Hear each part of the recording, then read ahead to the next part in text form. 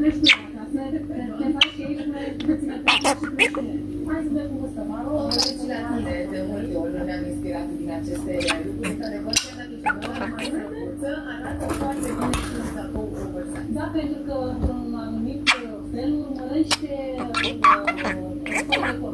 Chiar dacă este foarte mare, aici se strânge frumos, să te vezi ca o Și la una de unde ești inspirat, când să pornești la asta este întrebarea care m-a dat pe final de fiecare dată, pentru că oamenii, lumea în general, se așteaptă să spun de la nu știu ce persoană celebră, de la nu știu ce persoană care a fost nu știu când. Nu, este o chestie care vine automat